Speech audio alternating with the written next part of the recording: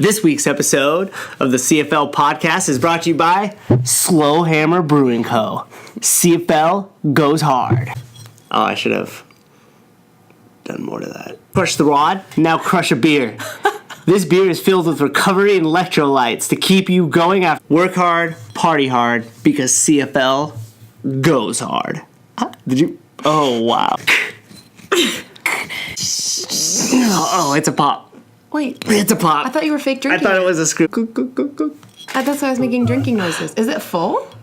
It's actually empty. Oh, I thought so. Dan, thanks for the beer. This is awesome. The label is freaking sweet. Check it out. Freaking sweet, man. Boom. Guaranteed to give you a good time. And we're back. On this week's podcast. Oh, taking it over. Yep. We are debunking 5 CrossFit myths. The 5 CrossFit myths that we think enticing are real. I mean, are a thing. That was bad. I know. It's okay, though. You're going to get better. You're all warm. I'm so warm. Debunking the top 5 CrossFit myths. Okay, boom, boom, boom, boom, boom. So a lot of you guys, you get friends or maybe people that, are like, what's CrossFit? I heard people get hurt. I heard it's crazy. I heard you swing from a rope in a cape. So if these are things... It was one time. I did it one time. So what we're going to go over today is the top 5 CrossFit myths. We're going to debunk them here. That way you guys, when you get caught with these questions like CrossFit does X, Y, Z... you know it doesn't. So this is debunking the top 5 CrossFit myths. Boom. Oh, that was a bad noise. Hit it. Sorry. All right, so we will go starting with 5. That makes the most sense. Myth number 5. Myth number 5. CrossFit and its movements are brand new. False. I should have known false in every single language, so that way we could have done it differently 5 times. Too late. Okay, so false. The movements are not brand new. What CrossFit is it's consisted of weightlifting, traditional weightlifting in the sense of like squat, deadlift, press, also the Olympic weightlifting of snatch and clean and jerk. All these movements that have been around for a very long time, front squat, back squat, overhead squat, different things like that are compiled into weightlifting. And then we also have our monostructural or cardiovascular workouts. Rowing, running, biking, swimming, definitely not invented by CrossFit, obviously. And then the gymnastics movements. And then gymnastics, which has also been around for a long, long time, which is anything moving your body through space. Push-ups, pull-ups. And as far as like gymnastics goes, CrossFit is at like a crazy basic level. Yeah. Like nobody in CrossFit is doing like planches. A muscle up is like you're at the top of the CrossFit chain. A muscle up is just beginning. Yeah, it's just your how gymnasts workout get on top of the gymnast, bar. Like the just to get up there to do that routine. Right, it's just the start of the movement. Yeah. Okay, so no, false. CrossFit movements are not brand new. All as they've done is just been comprised, hopefully, in a pattern that makes sense because the person programming knows what they're doing, to give a really effective metabolic conditioning workout. Good. Boom. Number 4. Like they do on the YouTube channel things. If you're doing CrossFit, you'll get injured, and it is dangerous. Oh, you already went for number 4 with that one? That one should have been higher. It's 5, 4, 3, 2, 1. Oh, okay. Number 4, CrossFit is dangerous and you will get injured. That should have been number 1 because everybody always says that. You wanted that to be number 1. Oh, because it's counting backwards? Yeah. Oh, we got that confused. Okay. Oh, do you want that to be the last one? Yeah, and that would have been the first one. And then we would have counted down to injury as the last one. Oh. Debunking myth number 4. Like we said. Boom. All CrossFit gyms are the same. Okay, yeah. So with CrossFit, it's an affiliate program, meaning when you have CrossFit in the name, you have paid the right to license that name, okay? So there's nobody that shows up with a file of here's what you do, here's how you run the workouts. Like a franchise. Right, like a franchise business model. You go through the L1. CrossFit.com has an amazing resource of articles, videos. I mean, it's incredible the amount of stuff they give away on the journal on there. Most of it for free. So go on there and indulge in that. But that is really what they provide.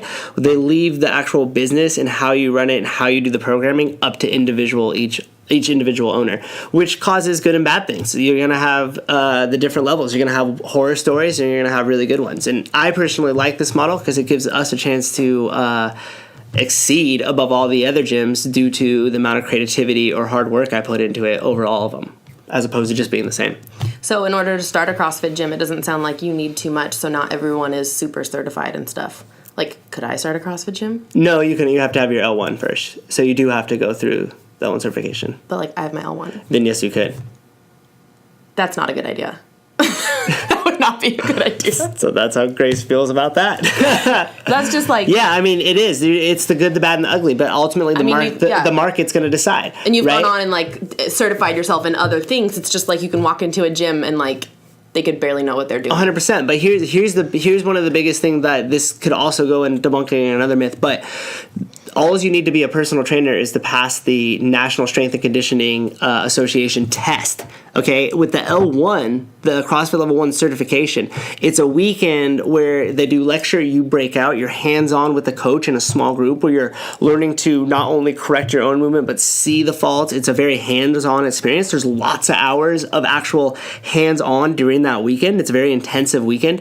And that is... one of the portions to pass. Right, and you also have to pass a test in that. Just like just like the other one, but at least there's hands-on experience with the coaches where they're actually getting in front of these people. When you do the other one, it's just an online test. And then you're in charge of coaching people at 24 Hour Fitness. And think of this, if you don't have the CrossFit model, who's in charge of your fitness outside of CrossFit? Nobody. Right? Like, you just walk into 24 Hour Fitness and there's no guide at all. So it's always funny to me when people are like, oh, it's not for me. Like, you're going to get injured. It's like, well, at least here you have a resource. And the alternative is nothing. Walking into 24 Hour Fitness and coming up with your own plan. Weird. Yeah, okay, so I digress. But, all right, so we are on myth number 3. Myth number 3. Okay, here, I picked myth number 3. We hear this a lot from people who have either taken a break from CrossFit, people who have friends who want to start CrossFit. I have to get fit before I start CrossFit. Right. The old-fashioned, I need to get in shape before I go in there. False. Okay, that goes back to what we were just talking about. Like, who's going to watch you squat? Who's going to teach you to deadlift? So you're going to go get in shape, and most likely it's not going to help. First off, only doing CrossFit will get you in shape for CrossFit. But thirdly, like, no, don't. How you start is you walk through the door. Like, we're going to build that level up over time.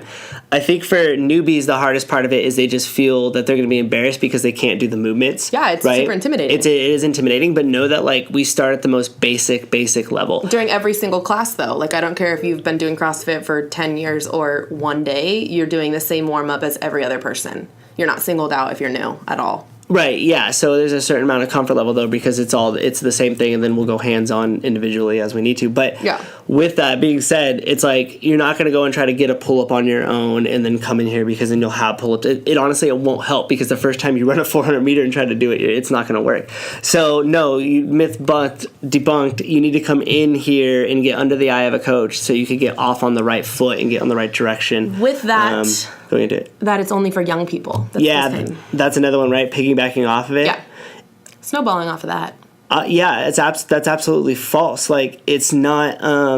It should actually be for older people more than anybody else, I believe. I mean, look at all the injuries that we see, or like not even really injuries, but like loss of range of motion that leads to injury. Yeah. In like when your family comes from Michigan and stuff like that, and we just go through. And all I'm teaching them usually is just basic fundamentals of how to move around in a correct motor pattern.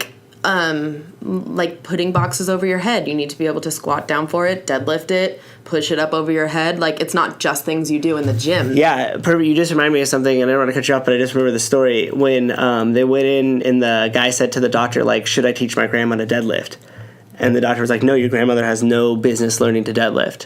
And then the story goes, okay, so what if my grandmother is carrying in a laundry basket or groceries or something and sets that down and then stands up, unlocks the door to get into her house, and bends back over and picks that up? Should she learn how to do that in a correct motor pattern that's going to keep her safe? Yeah. So all of a sudden it's like, oh, wait, no, picking up that laundry basket is the deadlift, right? So, like, then going back to the original question, should grandma learn to deadlift? Yes, she should. Should we be loading it up with a bunch of weight on there? No, definitely not. We're just showing her how to correctly do the things she's going to do anyway so she could stay pain-free. Most importantly, brace the system so she could live independently. So CrossFit is more, in my opinion, I think, for older people or regaining range of motion than it is for younger people. I just think so many people have a different idea than what actually goes on inside of a gym. Yeah, 100%. Myth number 2. Okay. All CrossFit gyms are the same. Yes, and no, we already did that. Oh, okay. Myth number 2. We'll cut it up. Myth number 2. Please cut that. Okay, I will.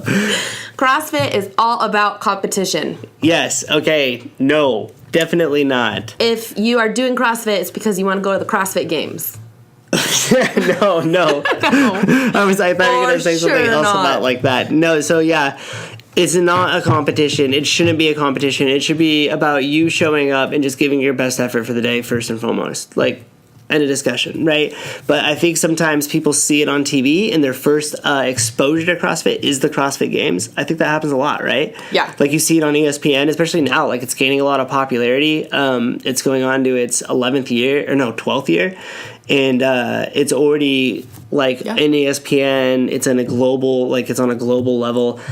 So a lot of people get exposed to it for the first time, seeing the people on TV at like the absolute highest level, which is not really what 99% of CrossFit is. 99, like. Okay, wait. Of people who signed up for the Open, so that's not even half of our gym. The top, what is it, like 0.05 or something like that, make it to the games? No, like the 0.0001. Okay, so that's how many people make it to the games. And that's not an actual figure, but I was just trying to exaggerate on, like, it's okay, very, well, very slim. There was what? How many 100,000 signed up this year? 400,000? A lot, yeah. I mean, maybe call it 400,000 signed up for the Open this year, and 40 people will make it to the games. So if you're basing the whole idea of CrossFit... 40 men and 40 women, so 80 total out of, like... 80 people will make it to the CrossFit Games. So if you're basing everything that goes on inside of a gym off of... Sorry. You go. Do you want to count the teens and the masters? No. What about the people that are volunteering? No, you're right. Dave Castro? All right, simmer down. Med team? Demo team. There's 6. I was just like dialing 86 people. Demo team. Okay, yeah, 80 people out of that 500,000 that go. And the point you were making is out of that 500,000, there's still hundreds of thousands of people that actually do CrossFit that didn't even go into the bucket of the Open, and then that bucket going into regionals, which eventually goes into the games, goes to such a crazy amount that no, CrossFit is not a competition. It's not the CrossFit I Games. liken that to people who run, run outside for exercise, run a 5K, run a 10K. Does that mean they're signing up to run in the Olympics? Oh, it's my favorite analogy. Yes. Yeah, like because you go out for a morning jog before work. Are you trying to make it to the Olympics? Is that what it's about? Or like my thing is like, I don't want to sign up for the Open because I'm not going to go to regionals. Like I always do the sarcastic, like, oh really? You were the hope of the gym. It's like no, like we know, and just like you didn't sign up for that half marathon because you thought you were going to win the half marathon. Yeah. You sign up just to participate, to be a part of the community, and have fun with it. Yeah. And to push yourself that day. Yeah, and that just goes back to the overarching goal of the whole entire experience in CrossFit, right? You're just trying to have fun, be fit, stay safe, and continue to do that for a very long period of time. Well, in the competition, even the day-to-day stuff, that's something you can very easily... That doesn't even happen. However, if you're trying to do your best... using someone else to push you along can sometimes make you get there. Yeah, it's beneficial to work out with a group, no doubt, because if you're doing sit-ups next to someone and they're not taking a break, you're like, okay, fine, I guess I don't need to break. Right, or you just kind of keep moving because the energy of everybody moving keeps you moving. Yeah. And that's what's the most important part of that, is about like the community being here and keeping it within yourself and not let any of the negative type of external factors play a factor. There's no one yelling at you. I got to race against myself, or this person next to me, different things like that. Sometimes I yell. Well, encouragement to challenge yourself within your own relative ability. This one. Are we on? And then we're gonna go to that one. No, we already did this. No, we didn't do this. We'll do that at the end as a little bonus. Well, then that's just 4 or 1. I think we skipped one. No, I don't think we did. We had it. Oh. Boom, the finale. We're back. We're back. Yeah, debunking myth number 1, the top myth about CrossFit, which you could probably already guess what it is. It's like a worm. Your cue. You will get injured and it is dangerous. Boom, yes. Okay. Oh, gosh. I hate this one. All right, so this is actually interesting because there's 2 research, actual research that was done on CrossFit as an unbiased thing with a controlled group by 2 universities in 2017. There was also another one that was done in 2013, and just so you guys want to get up on that. Are you going to say that university was at? No, because I can't pronounce that name. Like do you want to try it? No. Okay, no. So these are the 3. We'll include the link to this article in the description below. But there was 3 research done on it, and they found that all 3 of them found the same thing, and they had nothing to do with each other, that CrossFit is not more dangerous than any other recreational thing you could do. Yeah, it is not. They concluded that done correctly, it has a lower, that was email on my thing, done correctly, it has a lower, injury rate? Lower injury rate, or just equivalent to any recreational exercise. So riding your bike, basketball, soccer, Olympic weightlifting. Is it because you're getting up things. and moving your body and using tools to help move your body that your body could possibly get injured? Yeah, exactly. But that's not CrossFit specific? Yeah, so CrossFit does not create injuries. Here's what does.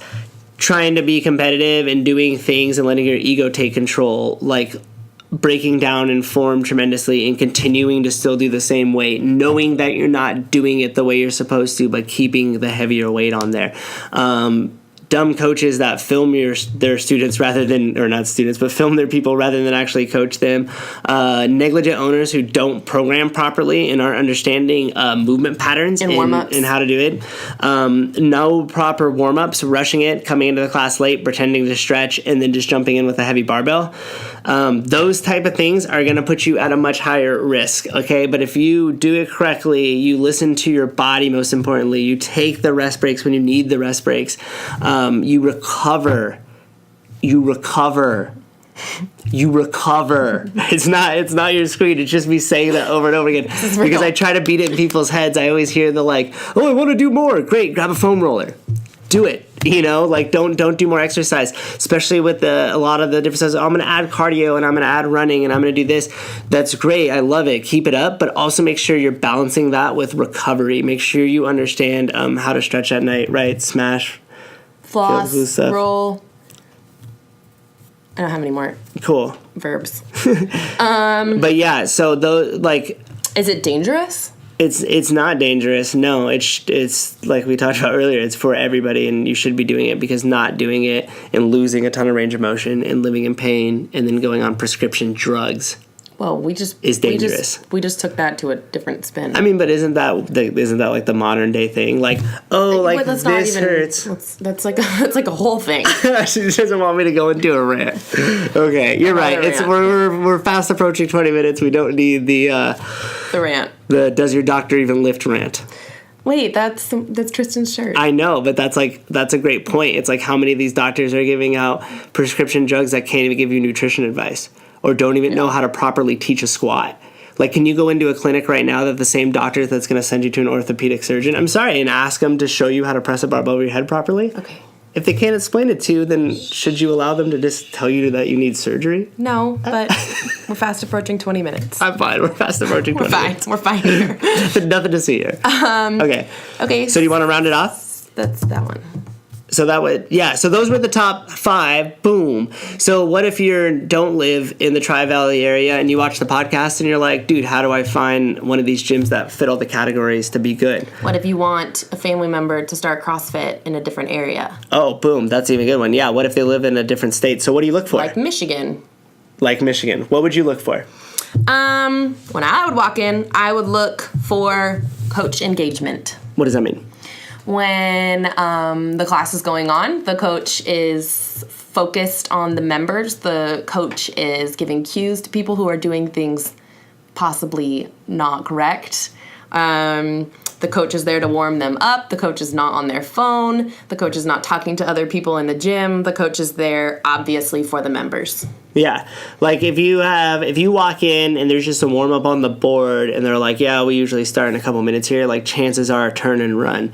If you come in and the whole class is going through the stretches together and they're understanding and you know the details of it and the what and why of everything, that is good. It's not like a generic warm up you see all week long either. Yeah, and the coach is like engaged with the class. They're talking. They know the class. You could tell that there's repertoire there, that there's trust there by how they're talking. Yeah, well, I mean, right? Like if you come in and there's like, it's really well, and the coach is like guiding them through a good warm up, and they're also talking, oh, hey, Sally got new shoes. Like chances are they have a relationship with the person. They've known that person for a while.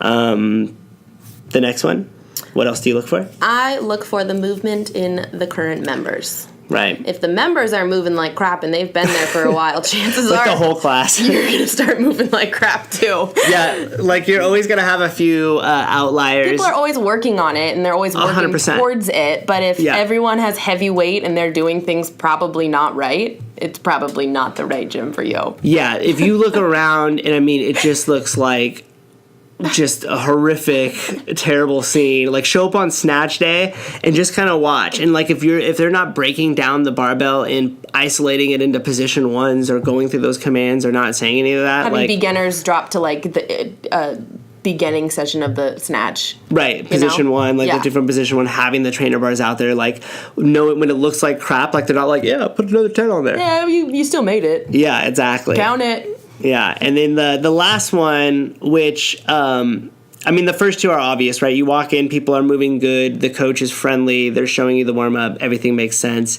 And then a little bit deeper level of it, like if I've been doing CrossFit for a little bit, I would look for, the program. Yeah. The workouts, what's going on.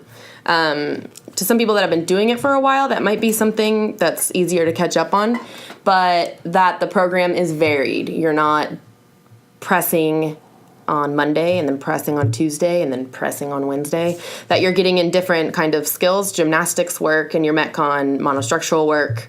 You're hitting all the main lifts during the week long. You have different time domains going on. I don't know. You did good. Thanks. I know. That was good. That was so nice. Yeah, so that's what you look for. Like, look for the vary of the program. Like, the first thing I look at is, like, is there a strength portion? And do they have all these percentages of a required amount? And then right afterwards, does it go from back squat to push press and then a bunch of complex movement? Like, how in the world are you going to fit that in the hour? Teach what needs to be taught to go through the high intensity portion and then still allow a proficient warm up for the top strength portion. Like chances are you're not. That program's overloaded. It's going to be a fast forward through. Also too with like what you were saying was like pressing.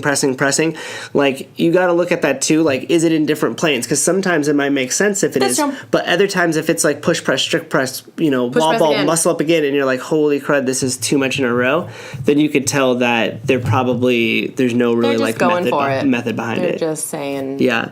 I don't know. Which actually reminds me, I never made that video. That's what I was just going to say. I didn't want to interrupt you again. No, that's okay. But the index cards that you made to show people kind of how to break through a program. Yeah, I'll put it up, and I'm still going to go over last week's stuff while it's still relevant. I'll put it out there.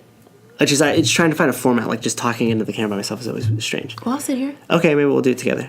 Okay. All right. That's all I have to say. All right, so that was debunking the 5 myths of CrossFit. If you're still hanging around with us around minute 25, thank you. You're a fan. We love you guys. Keep the comments, questions, things going below. Keep them coming in to us. We'll be getting back to the regular questions, everything else soon. Anything else? No. Adios. Okay. That was a good one. Yeah. And what I'll do is like where we got. Do you see how we mixed up? I should have went through that with you. That was my fault. I thought you said 5-1. Yeah. Meaning, like, the worst one, like, the gym one I thought you wanted to talk about... That would have been the first one we talked about. So we talked about this. We did good, and then you got confused. You forgot that we did that. I forgot that you were looking at 2 different ones. Yeah, exactly. But it's okay, because I'll chop some of the stuff. It might be kind of funny to watch. Yeah, we'll watch it, and I'll chop some of the stuff. And then I got so sweaty.